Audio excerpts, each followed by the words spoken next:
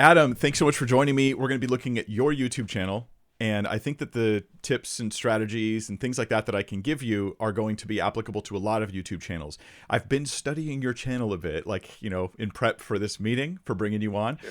And I really think like the issues that I'm seeing here, no offense, but the issues that I'm seeing on your content are similar issues I see on lots of channels and issues I've seen in my own content, and I've learned to grow over time. So I think it'll apply to a lot of people. We're going to talk about target audience and content strategy and value proposition. We're going to talk about thumbnails and titles and hooks and all that kind of stuff. So let's start by just you introducing yourself to the audience so they can know a little bit about really your YouTube channel. What is your YouTube channel? Sure. Thanks, Mike. Obviously grateful to be here. My YouTube channel it's responding to the call. So it's Adam Simon responding to the call. So the main focus of the channel is helping people in their faith, family, and finances. So overall, that's been my goal. It's kind of been 8 years in the making. I've waited way too long to start it, and it's been a journey. God's put that just a call on my heart, and I wanted to jump into the online space, and particularly YouTube. So for my channel, I've mostly done at this point a lot of faith-based content. So I'm just trying to figure out, I'm trying to find the niche of where we're going next. And it's been exciting. I've learned so much from you, from your channel, from other, YouTubers, and just doing a lot of my own research. But as far as the channel itself, its target audience would be, I wouldn't necessarily say the target audience would be that on the fence unbeliever or newer believers, or just I want to help people in their journey of faith, right? And I know that's very general. I can see your We're going to it's talk very about general. that. Yeah, absolutely. And when I think of who this is geared to reach, I want people who want answers for their faith. My heart is a lot of my heart has been geared towards apologetics. I love giving answers. I don't consider myself one of the leading theologians at all. I sometimes, I really enjoy diving into helping people give answers, especially in the workplace. Yeah. I'm a full-time firefighter by trade. I do a financial business on the side, and a lot of those kind of integrated. And I love sharing my faith at work, in the workplace, in the marketplace. So when I talk about that stuff, I think of people, Christians particularly, being in the workplace, in the marketplace, sharing their faith, getting all those questions, getting the questions of the day and things like that. So it's a lot of everything. So it's been hard to narrow down, but so some of the things that I've done have been random.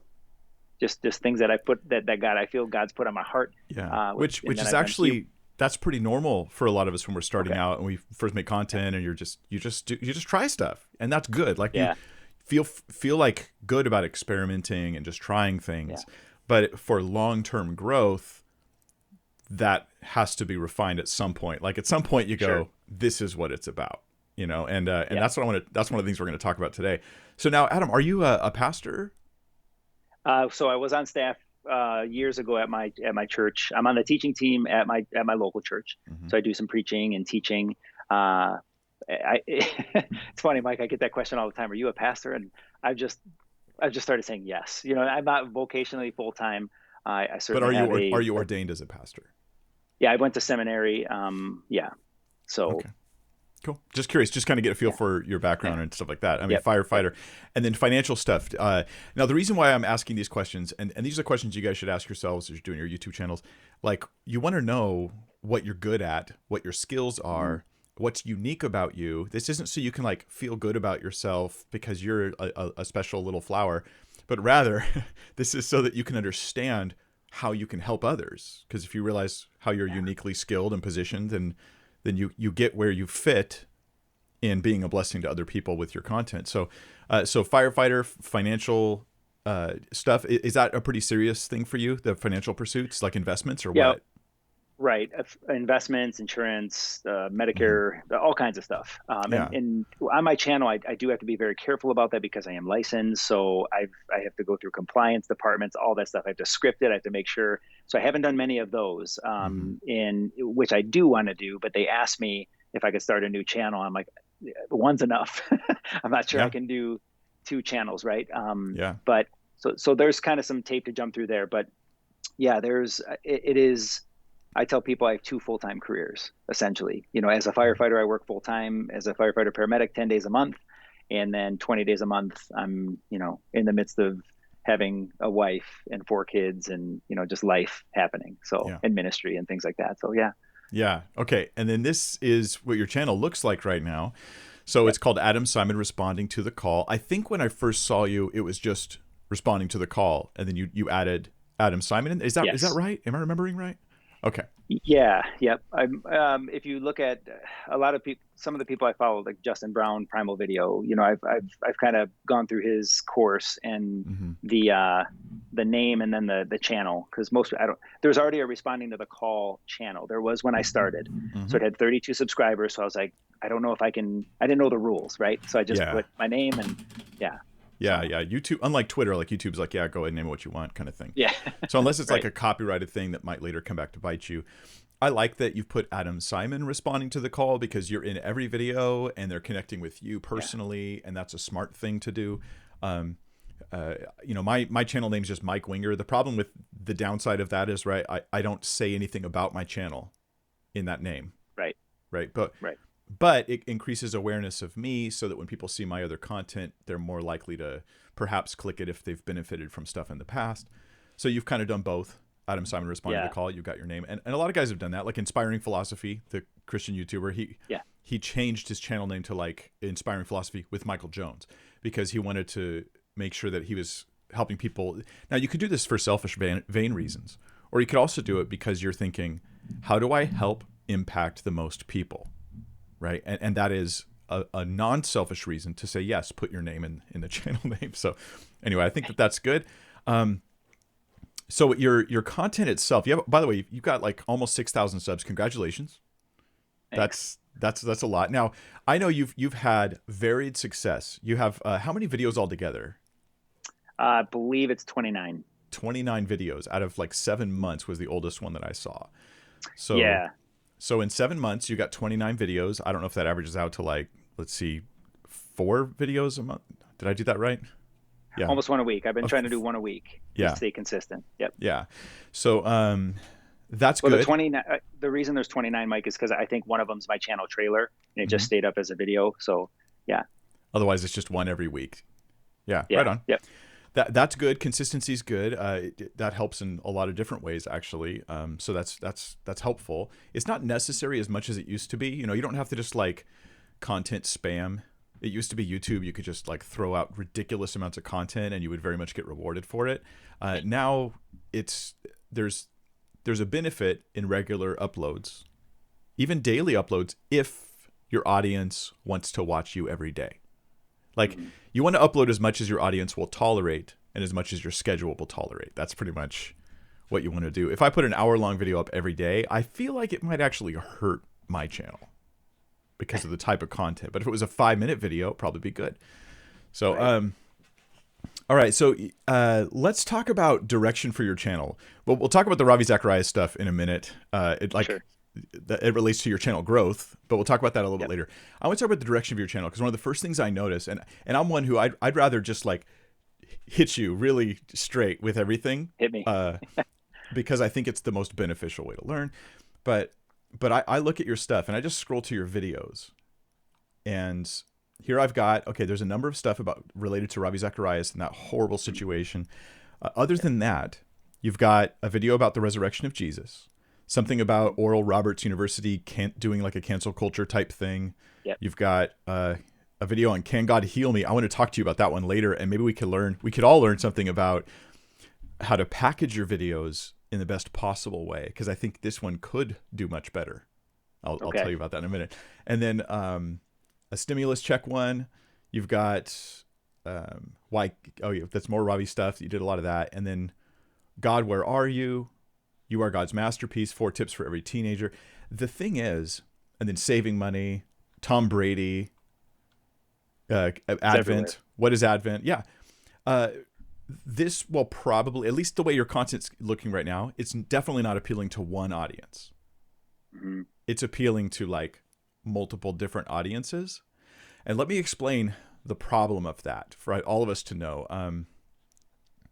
If I put out, say, 4 videos and they target ultimately 4 different kinds of people, even if video 1 targets successfully a certain group and they like that video, what happens next is I put up another video that even though they like me and my content, it doesn't relate to them, so they don't watch it. So let's say I get 100 subs from video 1 and I put out video 2 and it's about an unrelated issue. Those, my own subs, are not watching my content now. That is actually a negative signal to YouTube. YouTube goes, hey, the people who like your stuff don't like this. So even though you're thinking, but I have 100 subs, that's got to help, right? Like it can actually hurt because you've counteracted yourself. Now let's say you then put up a third video that targets a third audience, whether you're intending to or not, it just happens to target a third audience. Right. Then again, it's like you're resetting. And when you target 4 audiences, it's crippling your channel because basically every video is only potentially going to appeal to like 25% of your audience base.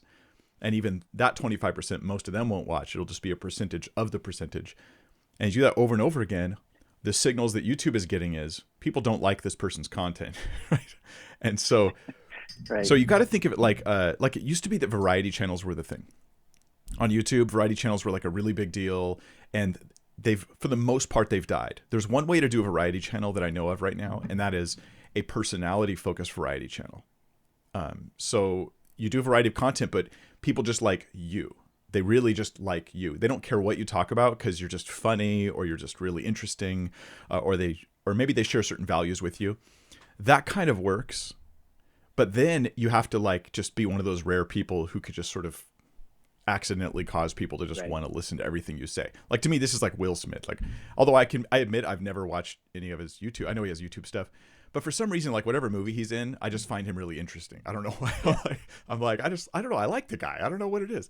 And so if you have that effect on people, then that works. But that's if that works. Now, YouTube channels have shifted though. So variety used to be the thing. Now it's really more about interests.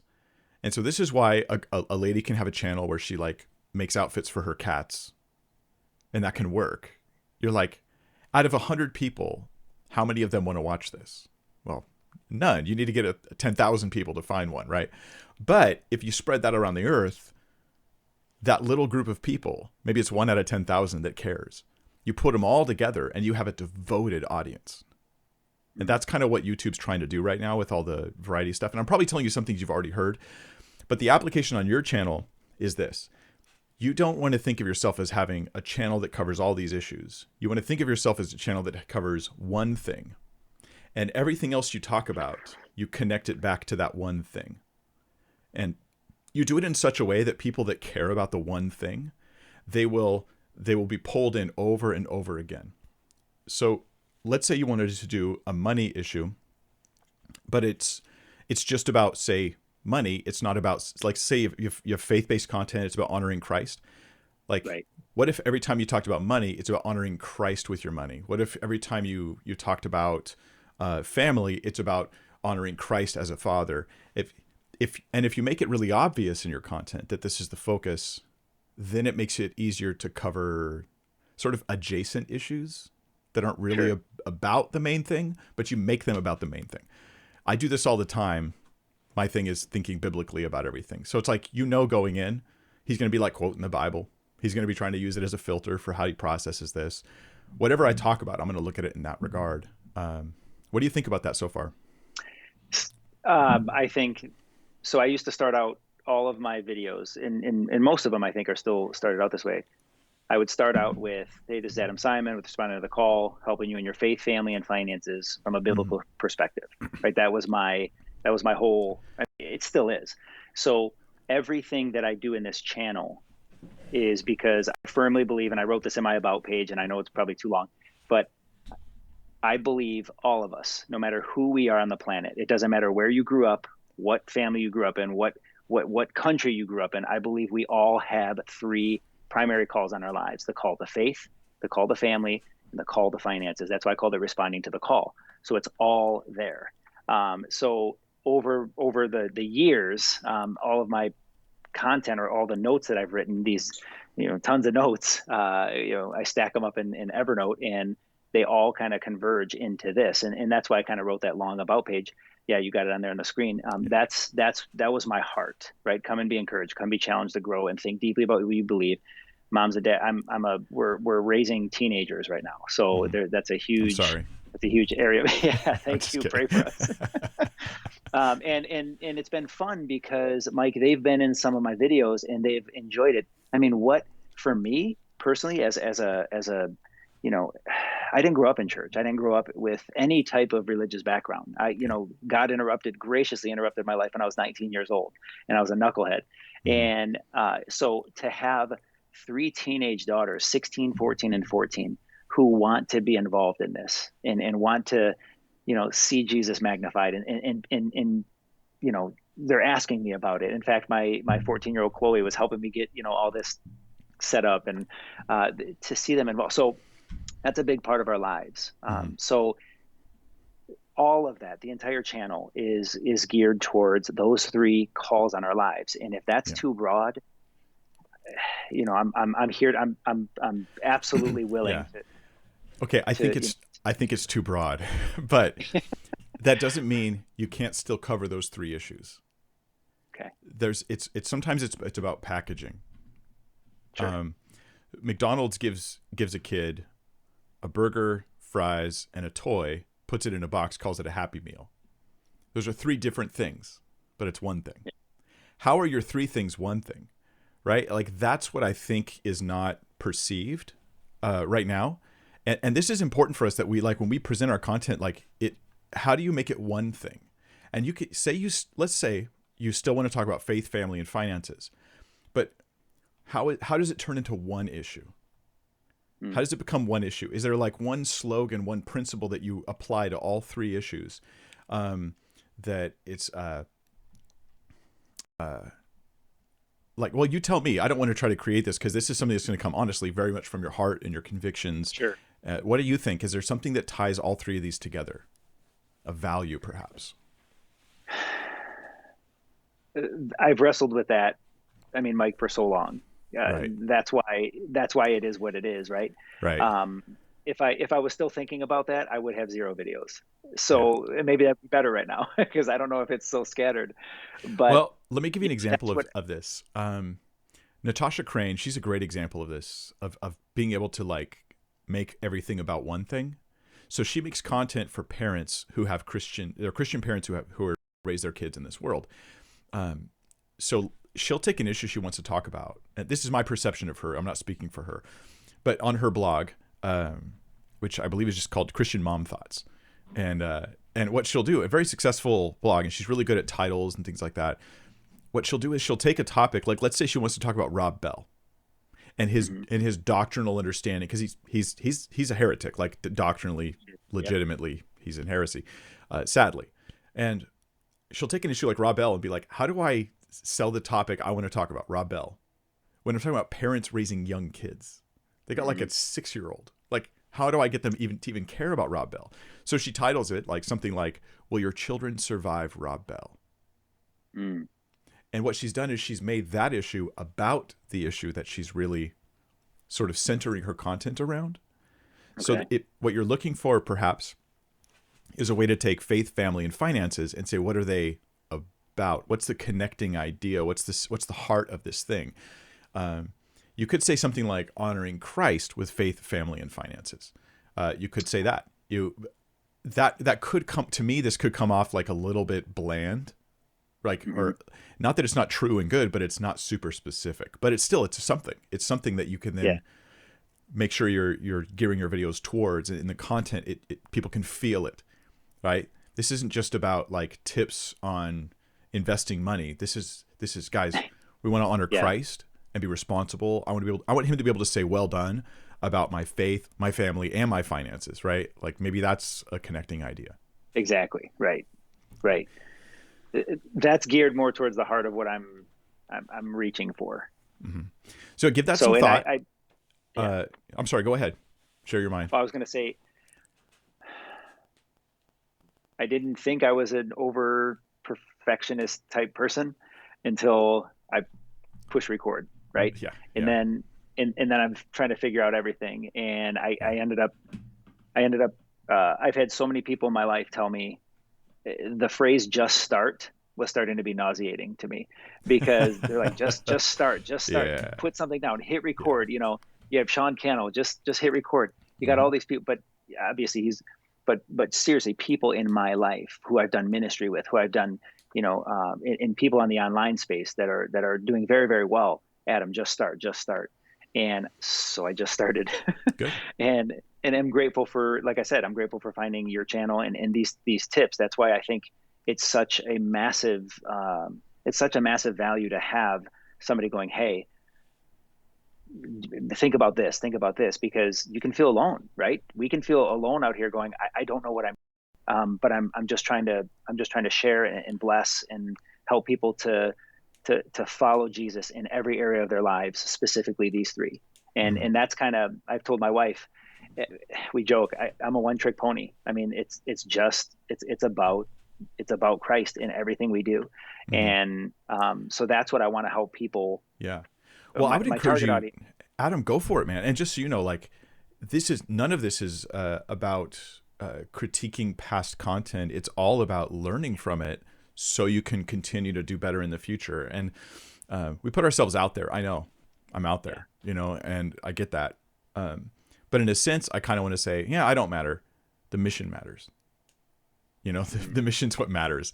And your mission, I want to help people to serve the Lord in these different areas of their lives. That's kind of an important mission. And it's so Can I ask important you? that you just have to set yourself aside and ask, how do I do this the best? How do I reach people the best? There's like a godly ambition that you get there. Yeah.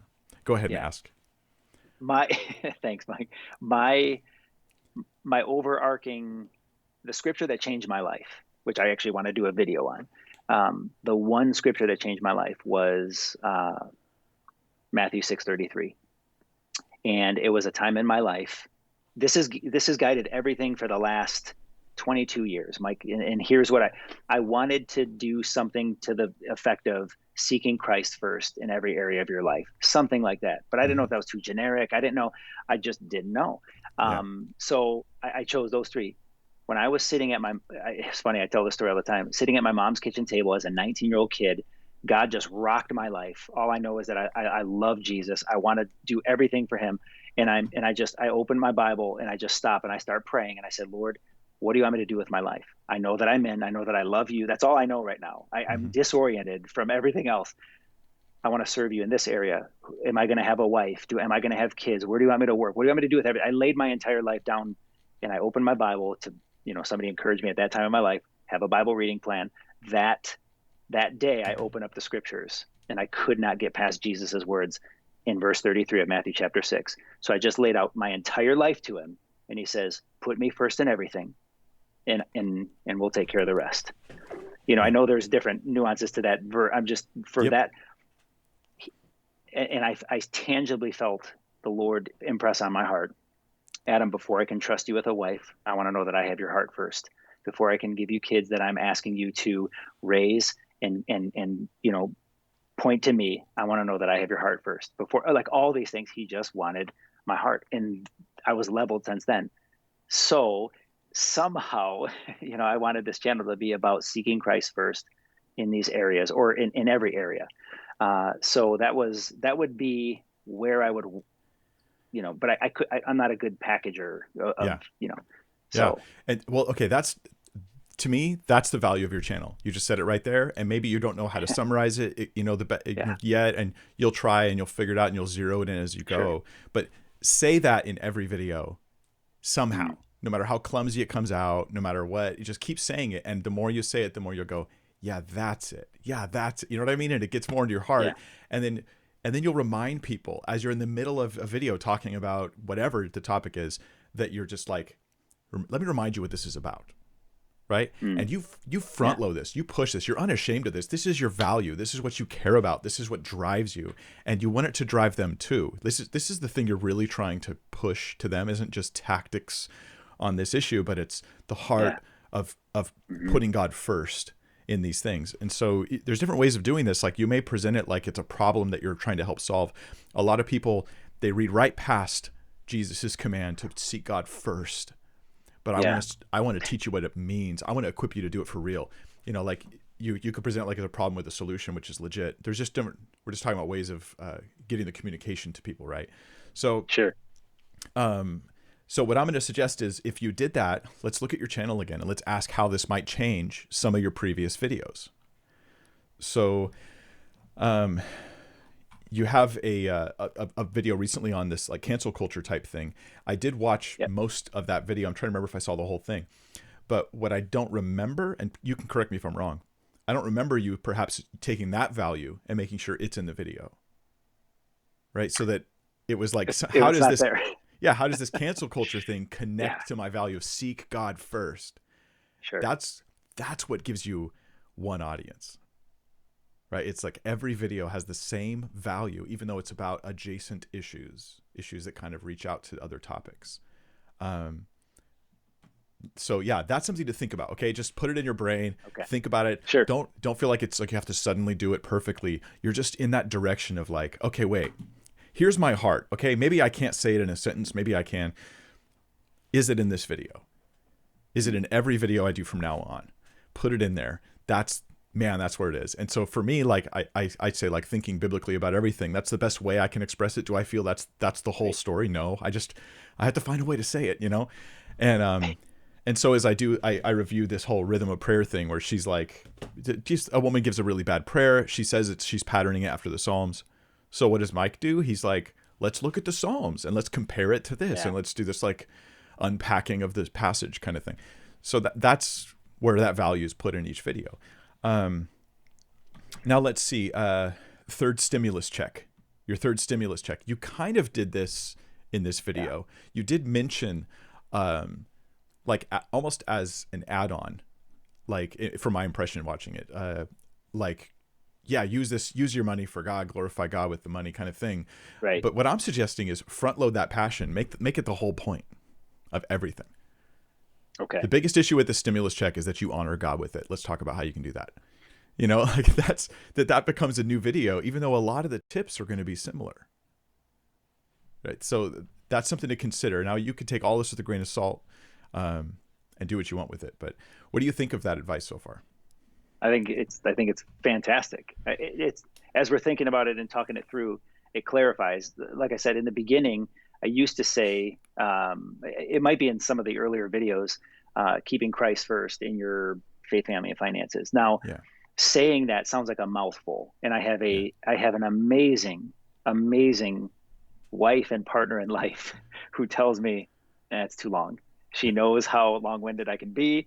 And she's an amazing gift to me, because when I send her what I wrote for a video, like let's say I just scripted out, I send her a video, she'll kill it. No, she's like, no, if I can get it past her, it can go to anybody. You know, and we're partners in this, so she knows, and she's super honest. And I love it. And she'd say my editor. So when I had that mouthful of, in the beginning, keeping my value proposition in every video, but it just seemed like it was so much it was wordy.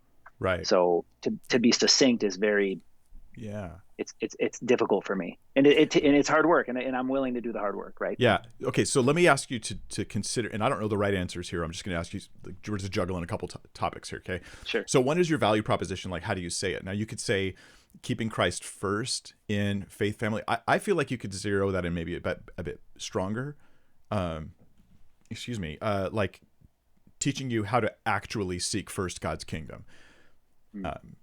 To me, that feels like, I don't know, more like rubber meets the road. So you might experiment, like take your value proposition and write down, say 8 or 10, 12 different versions of it, and just know you don't have to use any of them. Just write them. Have you done this before? Not as detailed as that, but yes, I Okay, have. try that out. Yeah, try it again. Just kind of experiment, and you might even play around with it. I feel like what happens is when we say our value proposition, like I go teaching you to think biblically about everything. I actually don't say it as often anymore because I've kind of shifted more towards show don't tell. Hmm. So I feel like, man, if you could just feel the value, I don't have Yeah, to say it as directly. And so all that to say this, I'm sort of just kind of telling you my thought process here, but um, I'm on the I journey love just it. like you. I'm learning as I Yeah. go here. But here's my thought process is look at your videos and ask not just here's what the gurus tell you, right? Make sure to tell them your value proposition, but also look at your videos. Look at the last like 7, 8 videos you did and ask yourself, did I show them my value proposition? Hmm. Okay. And that to me is the even more valuable thing is like, man, could they feel the heart of what I'm trying to do to benefit and bless other people in their lives?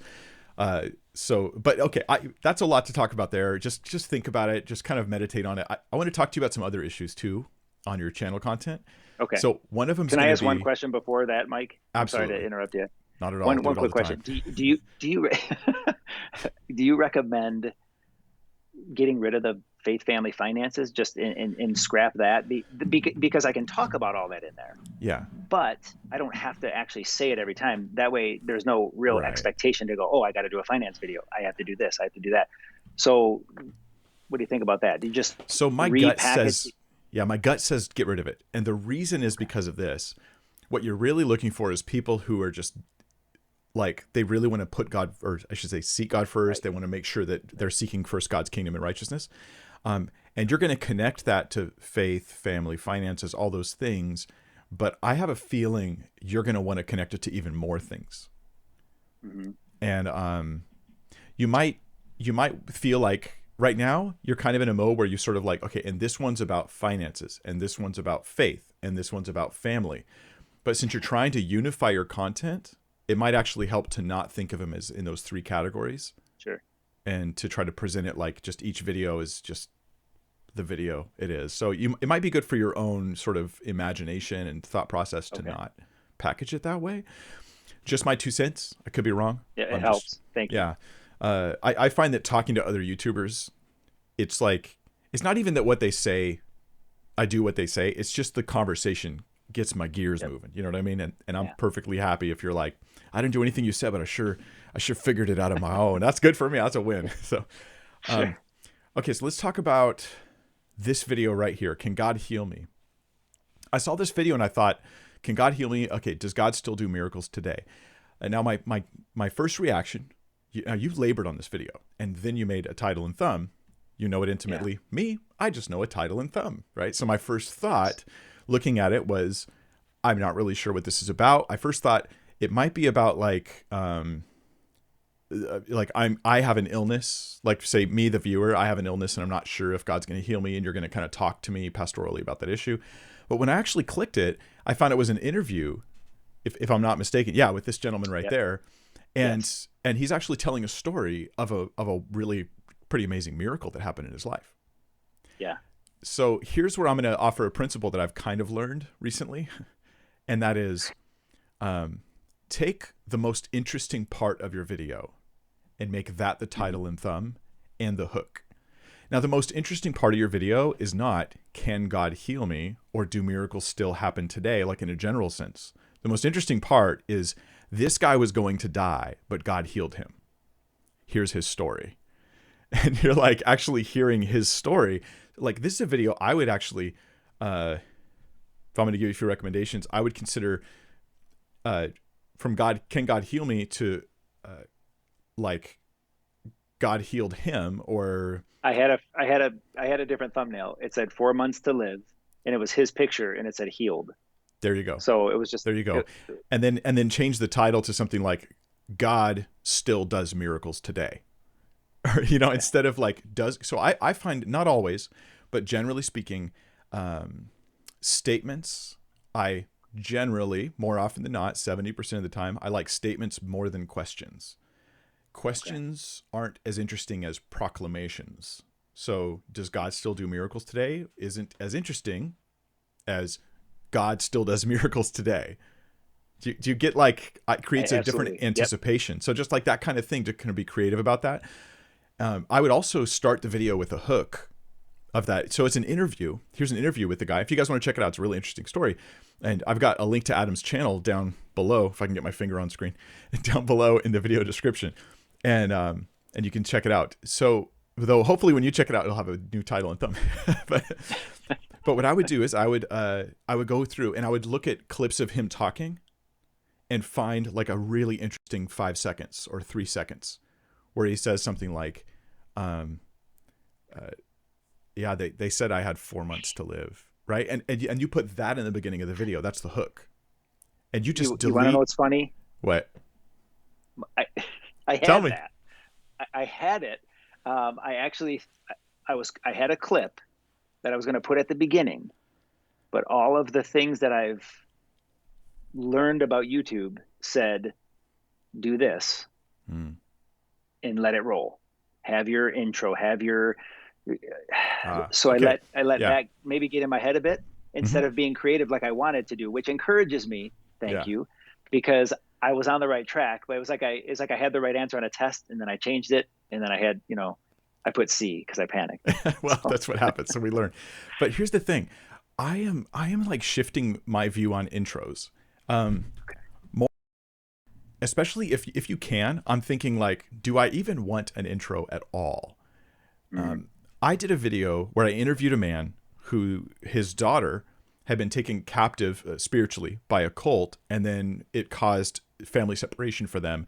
And so the thumbnail, I'm like, what's the most interesting thing here? Do I put World Mission Society Church of God strikes again or something? Or do I put like, watch out for this cult or something? And instead I put, he lost his daughter. Yeah, I saw that one. That was gripping. Right. And now the thing is, when I title and thumbnail that video, like I'm making a big decision that's going to radically affect the number of views it gets. So I put it focused on his story. Usually I'm not doing stories. This was his story. And the beginning of the video, it's my whole intro is I just go, so tell us what happened. And then he just starts talking. And I think my thought was I was going to record a separate intro. This is a conversation I have with so-and-so, which is what I've done in the past. But I thought it's actually more interesting. If I've actually got your intrigue with the title and thumb, it's more interesting to just let you start listening to the story. That's what I'd recommend. Do a hook, cut your entire intro out, put just where he starts talking and telling his story. And then this makes people watch longer because they have to watch longer to get more info. Like you've got their interest. When you say intro, do you mean the music part? Oh, no. I mean the hook. No music. I wouldn't put anything like that. So let me play the video real quick and just listen to how it intros. Miracles. Are they even possible? If so, what does one look like, especially when it comes to healing? In this video, you're going to see how a real God did a very real miracle in a real person's life. A person, by the way, who only had 4 months to live.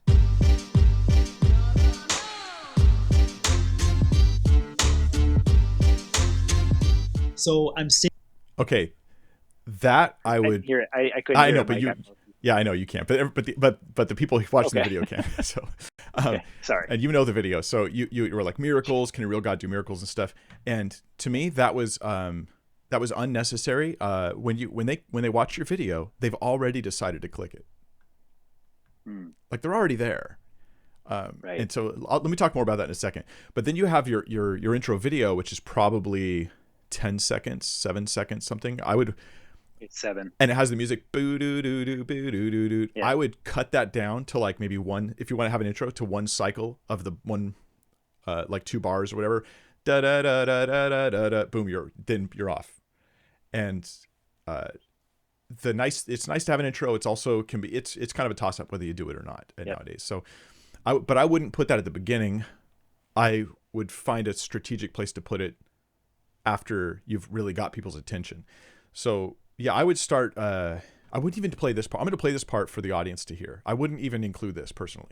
Sitting here with a very, very good friend of mine, and I could not wait to have him on this week. I think it was less than 24 hours ago. Yes. Larry gave me a call, and before that, we probably hadn't talked for a while. We go to church together. He's right here in my hometown. Larry actually he's the founder of one of the largest prison ministries in the United States. So I have the distinct blessing and opportunity to be side by side with him here. So he called me less than 24 hours ago to tell me a story that happened in his life. So you're still at this point saying who Larry is and how he called you 24 hours ago, the stuff in his life, but the viewer didn't click for any of that. Assuming you change the title and thumb to what I'm suggesting, the viewer clicked because they want to hear that guy tell his story. And they actually care more about his story than about who he is. I have no issue with you saying, hey, let me introduce Larry to you guys. Let me tell you. But wait until like 10 minutes in, 20 minutes in. Wait until after the whole story and then go, Larry, tell us more about yourself. Tell us about your prison ministry. Because now they care about Larry because now they know Larry's story. And so it's good. I would actually cut probably all the way to like maybe a minute 42, like waking up in the hospital, like that moment or something like that. And I would even edit out some of the extra stuff that he gave about like what kind of the tests were like and stuff like that. Cause it's just, you want to maximize audience retention and, oops, I lost you there. Anyway, so here's some thoughts. Yeah.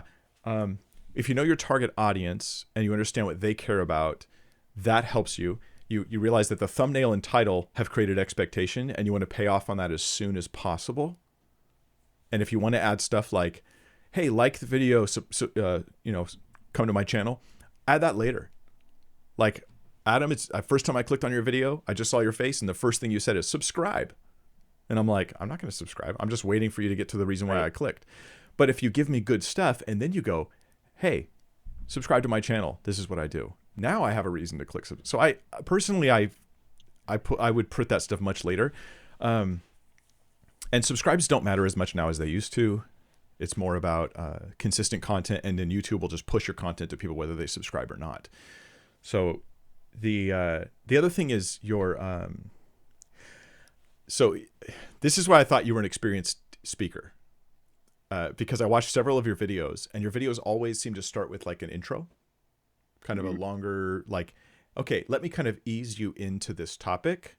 And that's really typical for people who do public speaking.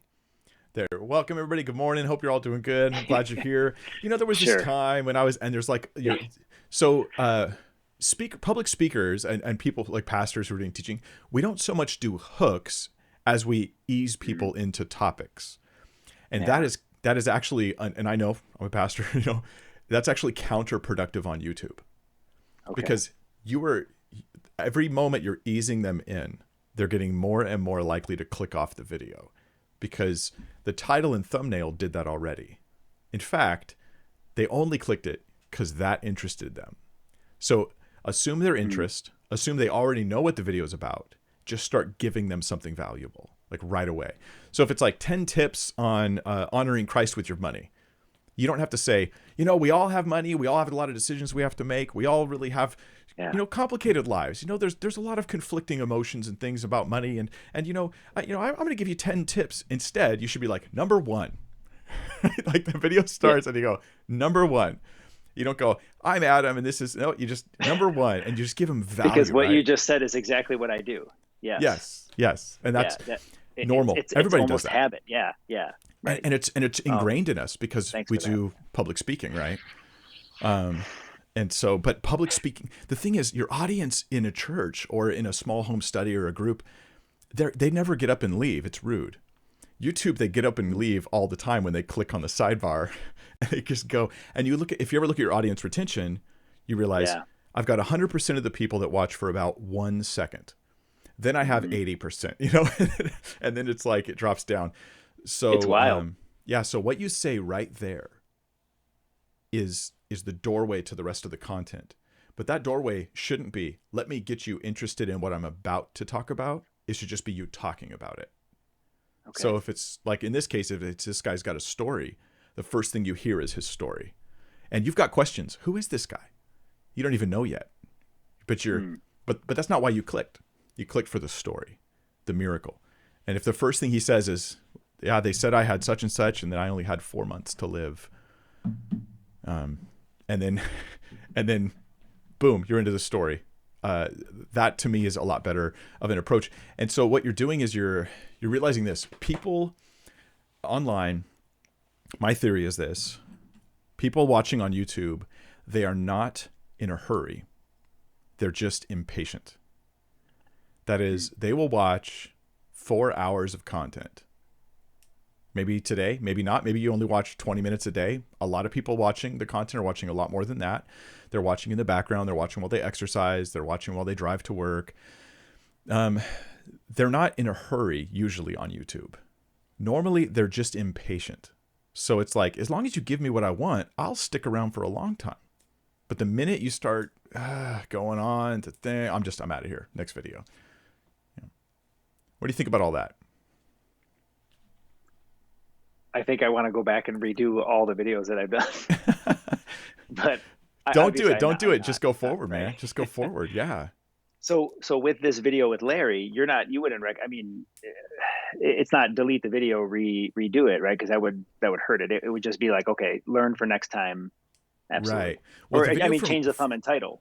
I would change the thumb and title, and then I would cut out as much of the opening of the video as I could. Even if you lose your intro video, like your branding stuff, I think that just for this one video, just say it's okay. And just as an experiment, cut out everything up until the first interesting moment, unless you're losing like needful information to understand the story, and just see what happens. Because it's a month old, you got 743 views.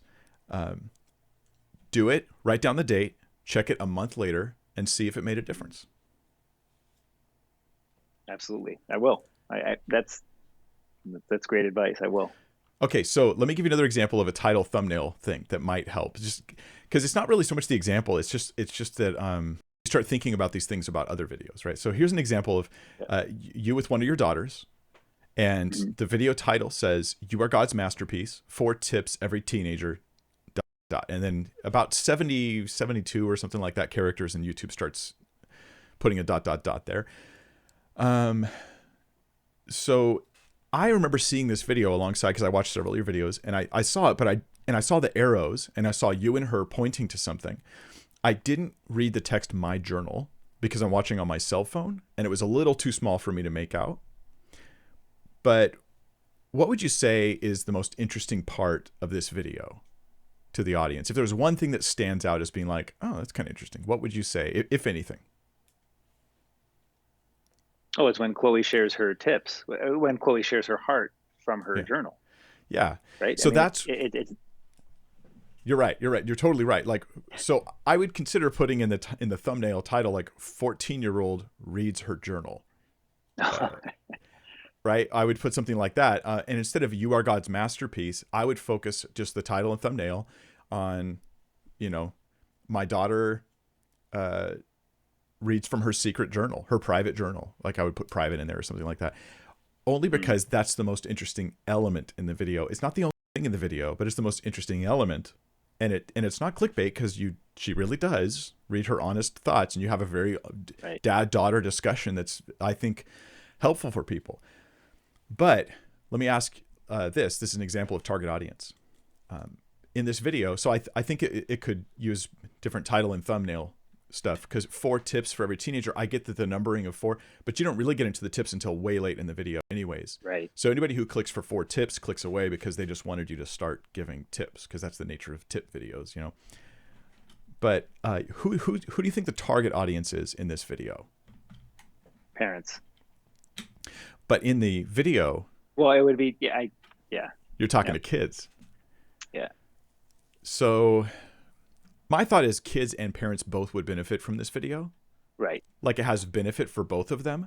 And the only thing you want to do is think about like, okay, but who is my target? Who am I focusing on? And then as you shape the thumbnail title, now your target audience isn't just informed by this video, because honestly, teenage girls hearing another girl read from her diary, like that's something they're probably interested in. So you could easily target them. But the problem is they're not your overall target audience for your channel. So I would think you've got to make this about your actual target audience for your whole channel. How do you point it towards them? And that's a little frustrating, right? Like I want to reach Jehovah's Witnesses, but I realize most of my viewers aren't Jehovah's Witnesses. So I make a video for my viewers called "How to Reach Jehovah's Witnesses." I know that if enough of my viewers watch it, it'll get a lot of views, and eventually a lot of JWs will watch it as well. as like an overflow. But if I don't make it for my target audience, I'll just, hardly anyone will see the video because I'm splitting my audiences. Yeah. Does that make sense? It makes, yeah, absolutely. Yeah.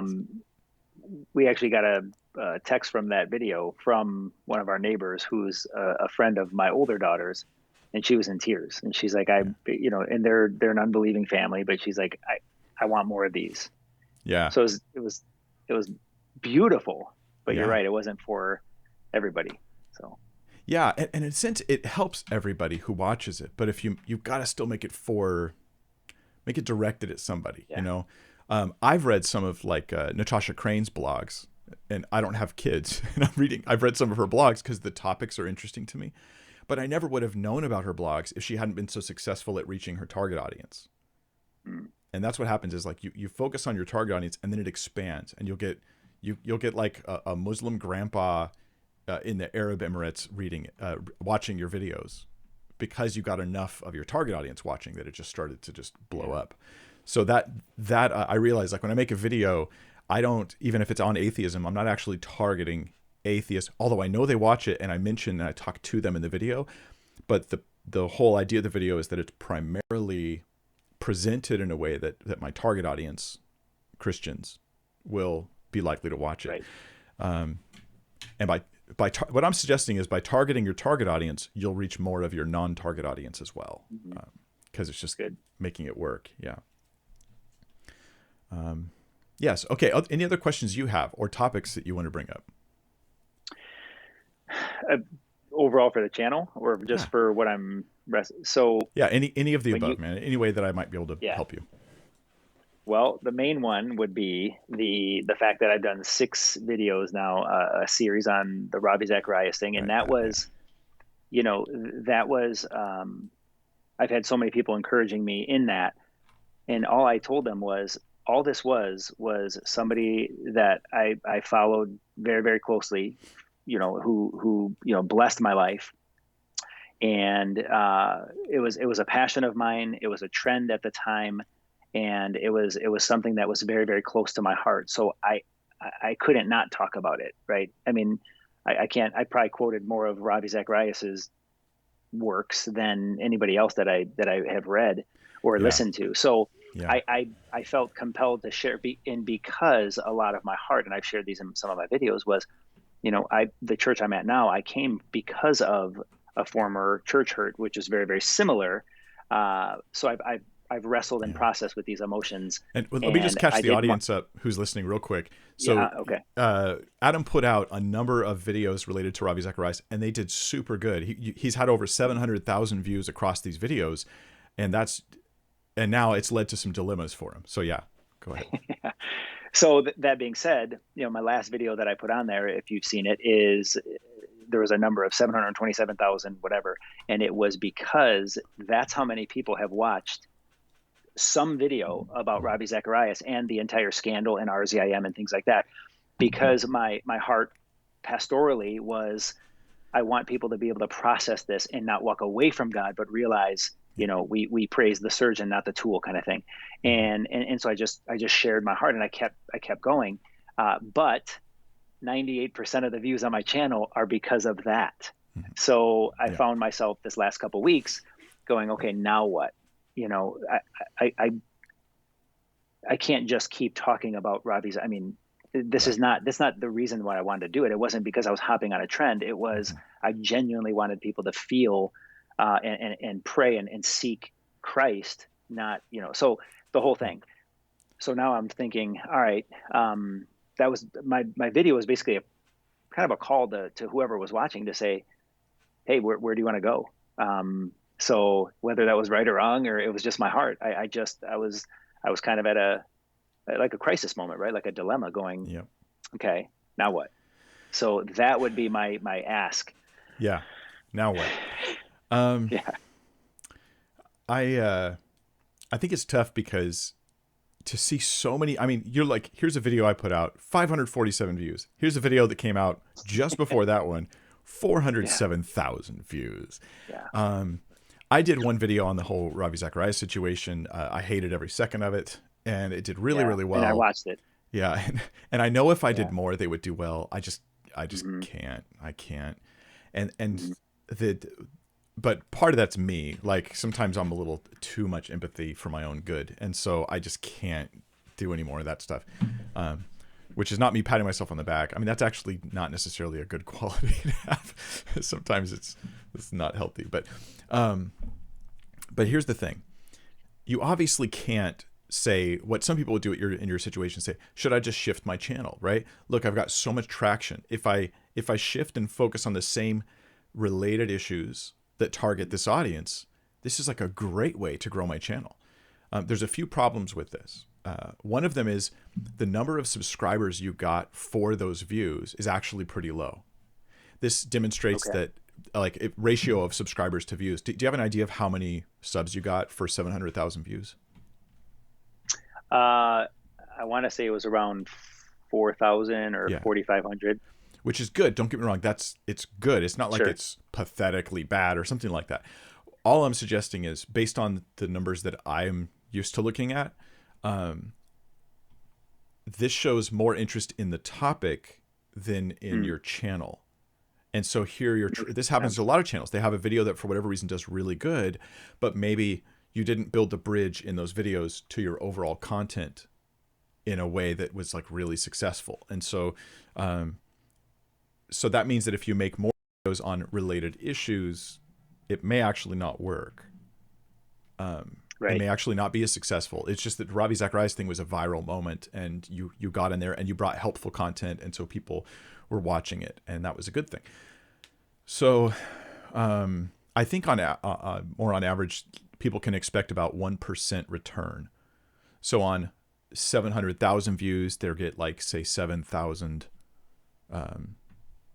subscribers. Is that right? Did I do that math right? Yeah. So the return being a little lower just suggests that this is more topic related than it was like I found my niche. And the other problem is that like you can't reproduce this. And like, what are you going to do? Like, Adam, I know you're not going to be like, every time a leader falls, I'll make a new video. Like, this is who wants to be that guy? Like, I said that to my wife. I'm like, I'm not the scandal guy. I'm the scandal guy for now. Yeah, I would say, good job. You ministered to people. You helped in a time that was very needful. And you did get a big boost. Like your subscriber count went up like, times 3 as a result, which is great. That's exciting. But again, you're going to have a hard time, even those same viewers connecting with your other content, because you still haven't dialed in what your single value is and then really making people feel it across every video. Because that's when they keep clicking. That's when the same guy clicks on another or same lady clicks on another video from you, because it's that I feel that same value. To where they go, whatever you're talking about, I know it's going to help me with what I care about, right? Like, and that's something I think you're still dialing in. Just for perspective, when my channel was 7 months old, I probably had 300 subscribers. Just think about that. And I've been doing this now. I have a video from, is it 9 years ago on YouTube that when I first put it out, it had done really poorly, and I changed the thumbnail and I tweaked a couple title things, and now it's got like over 1 million views, and wow. I don't even like the video. And but it's just one of those things, I was putting up content on a regular basis, even like 3 years in, or I should say probably 2 years in, where I was thinking, if this video ever gets 1,000 views, I'll be very happy. And now the numbers are crazy. Now it's like, it just blows my mind. Right. And the growth rate is crazy. Now I get more subscribers in a month than I used to get in a year. But that's because it's just, what I'm encouraging here is this, be super patient. Like the Ravi Zacharias thing was this giant bump, a lot of excitement. And then you go put a video out and it's back to like normal. And you're like, this is kind of discouraging. And at least that's how I would feel. I mean, I'd be like, that's a little bit, but that's accurate. But YouTube's algorithms are pretty smart. And so they realize that RZIM thing was a viral moment, and you put up another piece of content, it didn't make your channel a viral channel. It was just a viral thing. Sure. And that's, so really it's about the tortoise, not the hare. Slow and steady wins the race. You just keep putting out content. The stuff you did, you change this video about God healing people, it'll still be up 7 years from now. and maybe it'll be at like 50,000 views. Maybe it'll be at like 200,000 views. I don't know. Maybe it'll be at 3,000 views. Personally, I think it's worth it if it only ever gets 743 views. I'm like, dude, would you not gather and go to a meeting with 700 people to bring your friend here to share his story of a miracle that God did in his life? Like, of course. So in a sense, every video you make is worth it already. But why not reach for more, right? If 300 are worth it, then isn't 3,000 worth it? If 3,000 is worth it, isn't 300,000 even more? So yeah, that's to reach for that. Just be patient, be patient. You're still at the very beginning stages. And I would say, this is you're in the learning curve right now.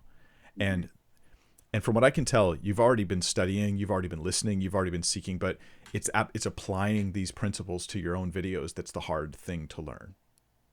So I don't think I'm teaching you a new principle here, right? It's just actually putting it into your own content. You know, if you watch a baseball player, it's easy to see how he's like, he swings too early, he swings too high, he keeps going for the wild pitches, and he's making all these mistakes. But when you're the baseball player, it's hard to apply that to yourself. Like, you kind of need, that's what this is about. You kind of need someone else to be like, hey, help me see what you see here. Absolutely. So yeah, I just think, the principles I'm going to offer you are, just ignore the Ravi Zacharias thing, and just kind of, I honestly, I think just move on. Just keep making content, refocus on your target audience. Don't try to catch a viral moment so much. I mean, not that it's bad to do that, but I would not recommend that as being your primary thing. I actually really rarely do that. Recently I've experimented with it a bit, like doing videos that I think this will definitely get people's attention. I guess I'll do it because it fits my value, what I'm trying to bring to people. Right. And I've had success at it, which is weird because in years past, every time I tried to do it, it failed.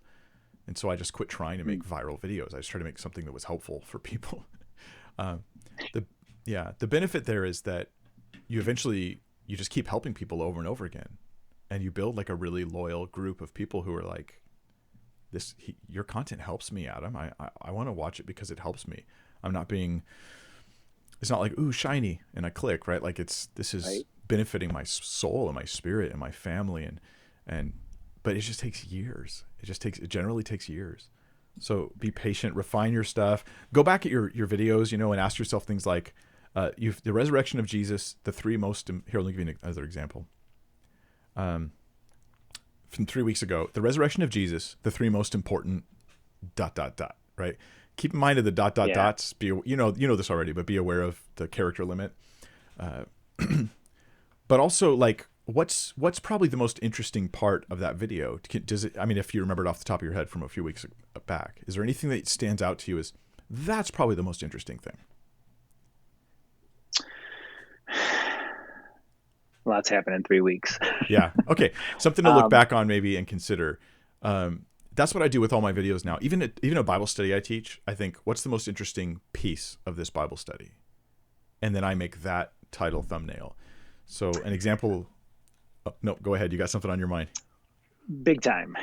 Because again, and I hope when other people watch this, Mike, they feel the same way as I do, because you're telling me to unlearn some things that I've learned, and that's hard. Like you said, like a golf swing. If you learn bad habits, you keep doing the bad habits. It's unlearning the lead in as a communicator. It's unlearning. So what I've learned a lot is keywords and research and and you want those in the title, and you want those in the title, and you want those in the first sentence, and you want those in the description. And I'm going, okay, but when I hear Mike say, and he just, what's the most interesting thing? Then I think, okay, now I got to find keywords around the most interesting thing. Do I have to do that? Is it okay? Okay. Keywords. In the past, keywords were a really big deal. YouTube changes are relatively unimportant. Yeah. You can leave your tags blank and it probably won't have that big of an impact on your content. YouTube is now searching every single aspect of your video. And I mean everything. It methodically sends its algorithms through your video to examine every video frame, every word you say, all the images on your thumbnail and your title and your video description, and it tries to figure out what your content's really about, no matter what you say it's about. So it used to be you could cram keywords, you know, and you could try to like get your video associated with, say there's a viral video and you put a bunch of the same keywords that you use in your video, and YouTube obviously doesn't like this. They want to be the ones deciding what videos go where. They don't want people to try to game the system. So what I'm saying is, like, I don't even care about keywords, like, at all. I don't even think about it anymore. I used to like go do research. I don't even think about it anymore. Instead, I'm just like, what's the most interesting thing about this video? Put that in the title, put that in the thumb, make sure it's in the beginning of the video and that people are getting a payoff, like a value right away. And then try to not lose them after that. That's it. And it doesn't matter how long it is. It only matters how interesting it remains. That's it. Yeah. So that's what I would do over and over again. You know, you have a video, like, here's what I used to do, something you've done on some of your videos here. I used to cram topics into my titles. I did this in my First Peter verse by verse series. I'd have like, I'm like, well, I'm teaching, there's like 3 topics I'm teaching in this passage. So I just put so you put like Ravi Zacharias, church hurt, and the future of this channel. Yep. That's exactly what I did. And as a result, a lot of people don't even know I have a series going through First Peter, and it's still there. I probably should go back and redo it all. I just haven't had time. But instead, you might rethink that one. You know, rethink how to package it as being about one issue, and then connect Ravi Zacharias' church hurt, the future of this channel, to that thing, right? But it's about one thing. It could be the future of this channel, but then the problem there is only your subscribers who like you care about that video. You might want to, if you want it, now that's fine. Sometimes we make videos, this is a good category to have. We make videos that are just for our subs. Like this video is for my subs. My questions, my Q&A, that's kind of for my subs. And if I look at my analytics, I do Fridays, I do a Q&A video. Mondays, I do a teaching. The Fridays video, especially for my subs, and the number of people watching who are subscribed compared to not subscribed reveals that. So I talk like they already know me, because a lot of them do. So it's like, that's for my subs. Then a video I did, like, say, on this rhythm of prayer thing, that video I think will have more of a far reach. I probably should have, I don't even think I did because I was in a hurry. I should have introduced myself more. Here's more about me. I should have tried to put more about what this channel is about and the value of the content I do into that video. And I don't think I did that, actually. Because I just But that's something that I love. Well, that's the thing. For me, I look at that and I'm like, he just doesn't care. I mean, you care, but you right? You care, but you're not focused on those things. Yeah. So you're just like, the tips will kill you. In fact, that's why the thumbnail for this video says YouTube tactics, not tricks, because what I'm finding is this: YouTube is purposely trying to make their content more and more organic. So we need to do the same thing. And I need to not think about stuff like I'm packaging content for the YouTube algorithm. Just pretend there is no YouTube algorithm. Pretend there's just one person who's your target person, and you know their life experiences. Just make them up in your head. This is who they are. This is what they've gone through, and everything you do is for that individual. And then you talk to them like they're real, and they're really listening to you right now. And you even know things like their education level. So you know when you say a certain word, that's a little too high. That's a little too low. Or how much of this do I need to explain? You have in your head their education level, so that your content becomes consistent. And I mean, it's the art of talking to a mechanical lens, as though it's the person you're trying to help and reach and minister to online. But it's all organic now. It's all super organic, and that's one of the great things about YouTube that I think corporations sometimes don't get. Right? They have like this is why a lot of news channels don't do as good on YouTube, because they're so stinking corporate, and they had to get everything has to be approved, by all of the checks and balances, until it becomes just this really bland. It's like you're walking into a hospital and no one's a real person. They're all just like, this is my personality on camera. And I think that YouTube rewards genuineness, and because you don't have to clear it past any CEOs. You just got to get Joe Schmo or Jane Schmo or whatever to be sitting on her bed going, I like that video. That video helped me. That's it.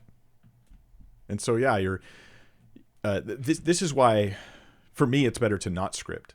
Like, I'm just just very real and plain. And that's going to turn some people off. But guess what? That's not my target audience. That's right. If you don't like me, you're not going to like my videos. That's fine. So yeah, I don't know for what that benefits you. It's just to say the tips and tricks and stuff like that. If they get you closer to pointing your content to computers instead of pointing your content to people, then it's a mistake. That's good. Yeah. Okay. So yeah, the keywords don't matter 5% as much as they used to. Yeah. That's huge. Wow. How about consistency? So consistency it used to be a bigger deal. YouTube realized that creator burnout was a real problem. People were like feeling like to compete, they had to do more and create more content. And so then what do? They create more. So then to compete, you have to create even more, and you got to create even more. And so it was about like, got to make a video every day if you can. Like that's how you're going to make it work. There is a reward if you can make decent content that way. But YouTube's shifting their content more towards, let me back up a little bit and explain the history of this. So the brief history of YouTube. At first, they wanted clicks, right? They just want views. So the most clickbaity stuff in the world was propagated on YouTube, and it was kind of annoying, actually. And then they shifted several years back, and they said, we're not just going for views, we're going for watch time. That is how long you're on a video. And then long form content like mine starts doing better. And I'm like, I like that, right? Because people put out 3-minute videos, 4-minute videos, and they still think that's the thing. And YouTube's like, well, Mike got them to watch for 40 minutes. You got them to watch for 30 seconds. We like Mike better. And then YouTube continues to shift and grow, and they go, okay. We try to emphasize watch time, but we also found that just because we can lock you into a video doesn't mean you actually had a good experience. You may have been watching a video for a long time that you felt terrible about later. So YouTube has shifted now. Their focus is viewer satisfaction. So it gets complicated, but basically they're trying to do experiments all the time on the platform to see if viewers like the experience. Viewer satisfaction is the thing. The algorithms are all being constantly changed in order to point towards viewer satisfaction. They look at satisfaction signals, like likes is a satisfaction signal. But I imagine the YouTube algorithm is smart enough to know that you asked for likes. And if you asked for likes and then got a bunch, that they know you asked for it at this point in the video and there's a bunch of likes, then maybe they don't care about that because they want satisfaction. And that may not represent satisfaction. So again, I don't even ask for likes, really. I'm just like, I just want to make you like it. That's the thing, actually, right? Instead of getting likes, make people like it. That's the difference between computers versus people that you want to point your content towards. All that to say, because they're going towards viewer satisfaction, uploading daily, uploading regularly is not as important as it once was, because if you put up a video once a month, but people just love your content, that's great. It's going to work just fine. There's people who do monthly videos and they have very successful channels, but usually those are really well thought out, very carefully crafted videos, right? I realize where my niche is. Like if I tried to refine my content a lot more, it would not only take longer to produce, but it wouldn't really improve it all that much. Like I kind of feel like I found a niche where I'm like, okay, I'll just do live. I'll do it twice a week, sometimes more. And kind of works for me. So there's a balance between quality and quantity. And the way that you find that balance is by going for viewer satisfaction. Right? Like, okay, I could labor longer. I could do one video every 2 weeks and it'll be this much better.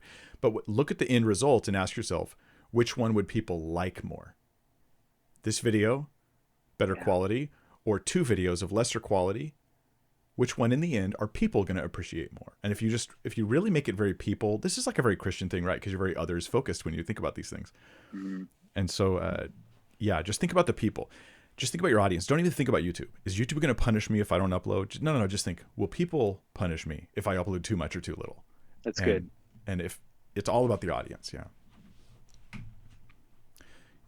What else do you got? I could ask you 1,000 questions. But no, there was something you said about viewer satisfaction, and the last video that I did, kind of the video of like, okay, where are we going? The future of this channel. I took a week off. I deleted YouTube. I deleted Facebook. I deleted Instagram. I just got off, and I'm like, I need rest. I need Sabbath. I need to just sit with the Lord and hear Him again, and in solitude, all that, whatever. So when I got back on, I'm going through the comments a little. It's just in the last few days. I basically asked, why'd you come? Right? If you came for, like, why do you stick around? Yeah. And I had some very, very interesting comments, and people were like, Adam, I came for Ravi because I was interested, and you really, really helped me through that. There was people who, I've had people say I was a victim of this kind of abuse and this is the first time I've really felt, and I'm going, Wow, that's amazing. Like, yeah. I'm in tears going, this really helps somebody. That's right. Praise God. That's if I could replicate that week after week, like you said, it's people. But some of the comments that I got were, yes, I did come for Ravi. This was interesting because I wanted to process it, but it was your transparency, your genuineness. You seem to, your passion, just things that I wasn't asking to don't make me feel better, Yeah. but it's the way that they said it. And they said, talk about anything and I'm going to watch because you've helped me. And I thought, that's it. Everything that you're saying, Mike, it's beautifully simple, but so against the grain of what I've gone, okay, and I don't, if you asked me, I could tell you to your face, I'm not trying to please a computer or an algorithm. But what does the content say? So I want to unlearn the things that you're telling me to unlearn here. So right. I got a lot of work ahead. It's all about people. And the more it goes, the years coming, it'll be more and more about that too. So just think of that. How do I help somebody with this video? How do I, and help is a pretty loose term, but if you define it by the central value of your channel, seeking first, right? Matthew 16:33. If you define it by that, then you go, on this topic, how do I help people do this? How do I help you seek first on this issue, on today's little tiny niche thing? And if you do that, then you're going to get more and more of those people who go, I'll watch anything because you keep helping me. You keep helping me. And that, you just keep doing that. Just do that. Do it for like 10 years. Just do it for 10 years. It'll be great. Yeah, it's quite simple. You made it, I mean, you uncomplicated it by saying that. Like, what are we at? Hour and a half. Insanity, by the way. Or whatever this has been, what you've done was uncomplicated for me and said, okay, put this in front of you, honor the Lord. In fact, I've been teaching, this scripture came in my family this week, outdo one another in showing honor, right? Like, outserve each other. If we can all do that as Christian content creators on YouTube, outserve one another by serving people, that's what you said was freeing. I mean, I feel like you freed things that I've been unknowingly or unwittingly tied to, because I'm going, all right, I want to figure this out, and I'm listening to this guy and I'm listening to this guy, but it's about people. And hearing those comments this week was super encouraging to me. Yeah. So yeah.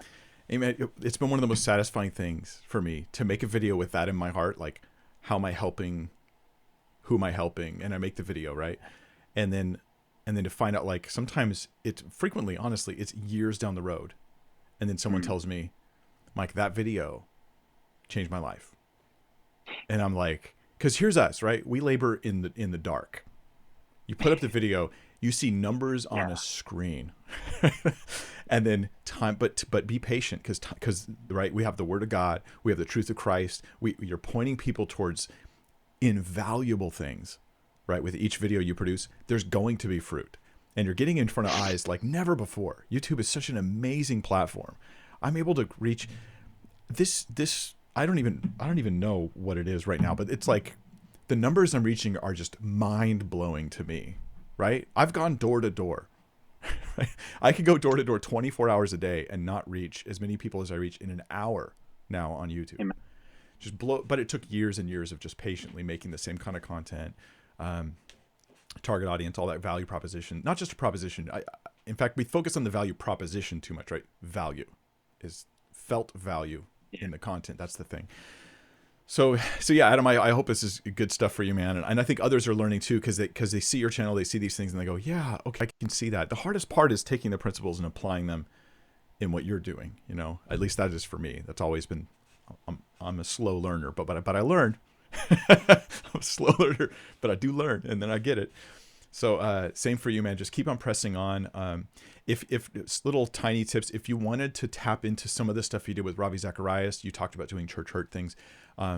This is where you could look at interviewing people who've gone through some things like that, right? And then how they overcame it. You could do that kind of thing. You could talk about other related issues, like how to deal with pastor. I mean, sure. Let's be like that. And that does, you could tie that into, but the important thing is tie that into your overall value proposition. Don't tie it into Ravi. What you're doing is you're finding ways to connect with some things that are on people's radar that subscribe to you, but you're trying to bring them to your passion, your value. You're not trying to like chase the views, if that makes sense. Right. Yeah. I said that this week, and I said, we're not supposed to make it about the numbers. How do you make it not about the numbers when you need to watch the numbers? Because everybody says watch your analytics. So I'm like, don't watch your numbers, but watch your numbers. And for somebody with my heart, I'm going, I need to just stop at the numbers. But analytics are so important. So I don't want it to be about views and subs. I want it to be about, like you said, watch time. Where are we losing people in the value? So yeah. It's just about priorities. Numbers are a tool. Sure. Titles, thumbnails, video, everything's a tool. It's all helping people is your passion. And it's the coolest thing, because I don't have to like do anything except help people over and over again, and my YouTube channel grows. Like, that's it. Yeah. That's amazing. It's like magic that this works. Like, I don't have to do like anything else. And you just keep doing and be patient, and it will grow, and that subscriber base will continue to grow. And the thing that you do, the one thing you do, is you don't help everybody with everything. You help people with one thing, and you keep connecting everything back to the one thing, and that's what creates an actual subscriber base and a group that can then help your videos launch into reaching more people and helping more people. Yeah. So, all right, man. That's about it. You guys check out Adam Simon responding to the call. I put a link to his YouTube channel down below. You guys can check it out. Give him tips and advice. Watch his videos. He's very open to it. He volunteered to be here for open YouTube surgery in front of everybody. And, I appreciate that. Hopefully it's been fruitful for everyone else. If it has, thank you. Really, just glad that it's helped you guys. So I don't know when I'll be doing another video on this second YouTube channel. It could be in a week, or it could be in 3 weeks. That's why I have a list of people I'll put below who you also might want to follow, who have good advice, not just me, because my main focus is my main channel. This is I just want to stir up more Christians to do this stuff, because we need it out there. We all got different gifts. All right, that's about it.